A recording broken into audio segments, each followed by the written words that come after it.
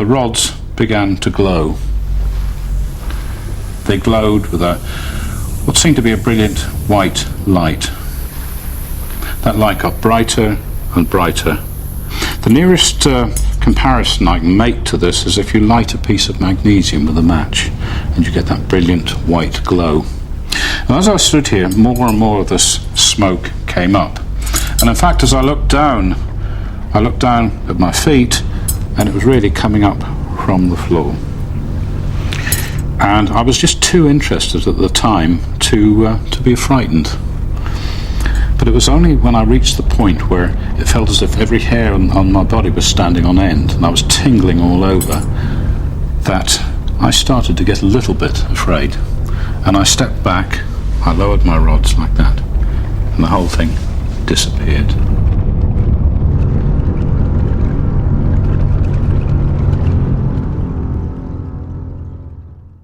Paranormal investigators often associate sudden drops in temperature with the appearance of ghosts. With just 24 hours to go, thermometers in the bedroom show that it suddenly got awfully cold. It's ice cold in this corner, you can feel it with your fingertips. And it's now 19.0, so it's gone down 5 degrees in the space of, well, now about 9 minutes, 10 minutes. Alan's done some dowsing in the room, and he's picked up on a spirit, or what we think is a spirit in the room. The rods have verified this. We've put the temperature gauge at the location where he says the spirit is, and it's gone down now 6 degrees in about 8 minutes. Alan thinks he's found the explanation. From over there, I searched for any spirit presences in the room, and I came across something here. I started to reach down, I started to feel down for that cold spot, and I went down and down and down till I got to about this level, and there it is, it's cold. It's either a dog or a cat. I almost got a feeling that this now is a cat. Apparently not all ghosts are human. Could this be a paranormal pet, or maybe the hellhound itself?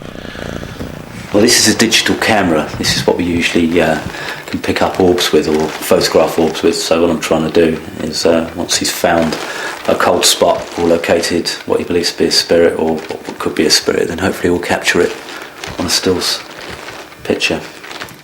As Alan appears to sense the animal spirits, Andy tries to capture them on his digital camera. I'm getting nothing so far. I'll look around now, yeah. Where are you going? Can you have a look at that temperature there? 19.1. Yeah, it's gone down again. Temperature has gone down 4 degrees now in the space of about 5 minutes. Just in that corner.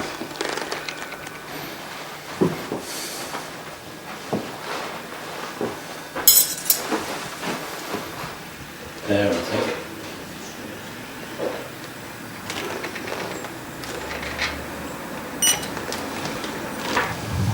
What did you think? Oh, beautiful one. You're dead right. There is something there? Yeah, got a lovely orb here. Good. I picked it up about there. Oh, great. It's on the bed. Yeah. At the headboard.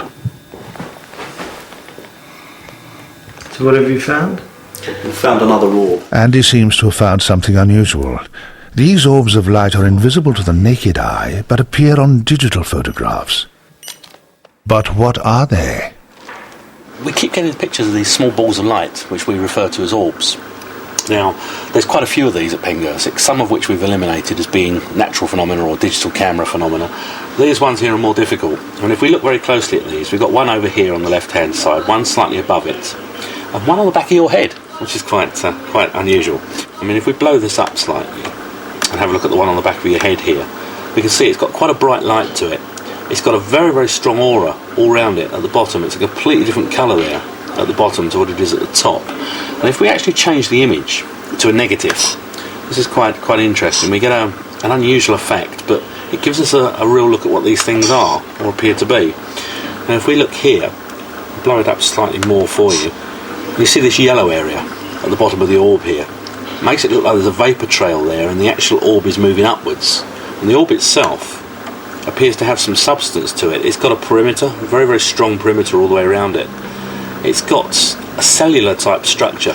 Now that really rules out stuff like dust, and certainly rules out camera phenomena. There's no way we're going to get a flashback or a lens flare from the back of your head. Some of them are dust, and I would say perhaps 75-80% could be explained as dust or pollen or air particles, but there are others that can't be explained by dust or air particles or pollen, and it's those that fascinate me.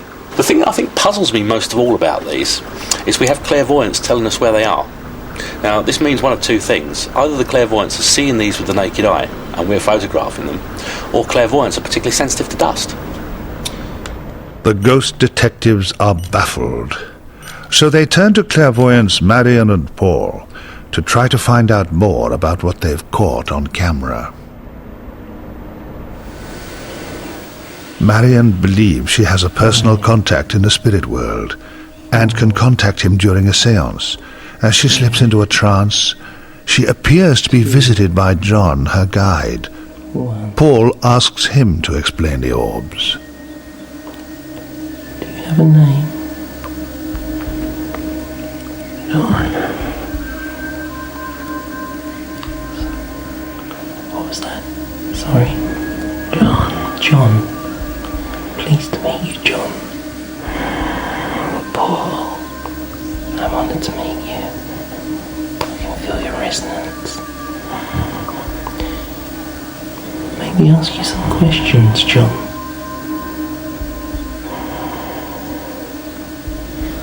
John, do you know what we call the orbs? Do you know what they are? They are the residue of human life. Are they? Wow. Does every human who passes over live on in an orb? And they are all around you. Are they? So why is it we only see them sometimes? Do you know? Because your view is contained. Okay. According to the clairvoyants, the ghost detectives have succeeded in catching a ghost on camera in the form of an orb. But psychologist Dr. Christopher French remains unconvinced. I mean, the idea that suddenly ghosts don't do what they used to do. They don't kind of walk through walls and clank chains and all this kind of thing. But now they actually appear as tiny orbs of light or fluctuations in energy of various kinds and so on and so forth, in itself is interesting. If you look back in the kind of history of ghosts across the centuries, you find that the descriptions that are given vary from period to period, and they vary from culture to culture. Now, doesn't that strike you as being a little bit odd? Doesn't that tend to suggest that what we're actually seeing is the latest cultural interpretation of these kind of phenomena, rather than some kind of reflection of an eternal afterlife, which one presumes doesn't change as human centuries go by? But getting back to this idea of the way that the investigators are going about their business these days, I think that there is potentially something quite interesting there. It is possible that there may be something to the idea that electromagnetic fields do have some kind of an influence upon human beings. That is a very under-researched area. After 5 days' intensive investigation, the search for the paranormal at Pengasik Castle has come to a close. What exactly did the ghost detectives discover? The clairvoyants and dowsers helped disclose the ghost of Richard Pengasik, said to have been brutally strangled and stabbed by his wife. And yet once they were very close. While the castle's haunted bedroom may have failed to reveal its ghostly monk or ferocious hound, it did produce one thing that puzzles me. Please, can anyone explain this? Trick of the light? Or a lost soul trapped forever in a haunted castle?